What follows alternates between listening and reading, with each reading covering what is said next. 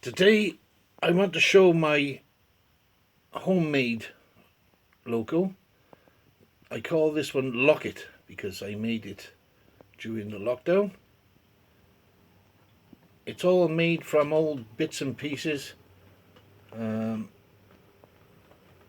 it's I wanted to make something like the days of the Rainhill trials when people were making these weird and wonderful locomotives. So this is just something I dreamt up. It runs quite well actually, not bad at all.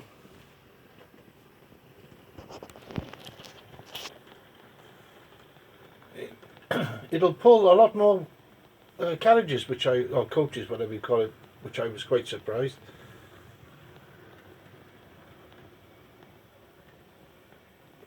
Okay, it's going up a slight incline.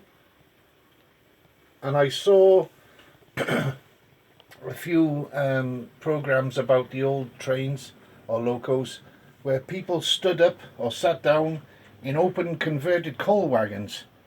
And that was in the early days when Rocket was around and Locomotive and a few others. And if you look, I've made a similar sort of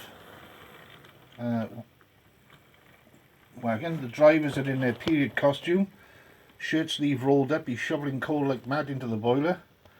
And there we have the passengers standing up in their converted coal wagon. We have people inside the wagon. You see, it runs quite nicely, even over the points. But I have got pickups on the coal tender, so that helps it. Yeah, it's quite a nice runner. I have shown this before, but I thought I'll show it again, just to see if there's a spark of interest in other people who made their own locos or are thinking about it. I made my copy of the Rocket, I made this one, and I made my version of the Lion during the lockdown, just from bits and pieces in my junk box. This one actually has what they call a Type 7 motor, which are notorious for burning out.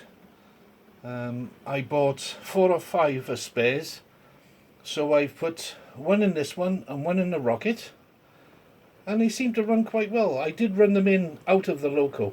I connected them up to my hands-free and put a 9-volt battery on them and run them for an hour or so just to give them a chance, because they don't like oil and they don't like any load on them when they're new. So that's the notorious Type 7 motor running quite well. It's actually getting a bit smoother. It was a bit rough to start with, but it seems to be getting better. And as you can see, maybe not from here, but the cylinders have the cylinders are arranged so that they put the conrods bear down onto the rear axle, and then through the connecting rod put drive onto the front wheels as well.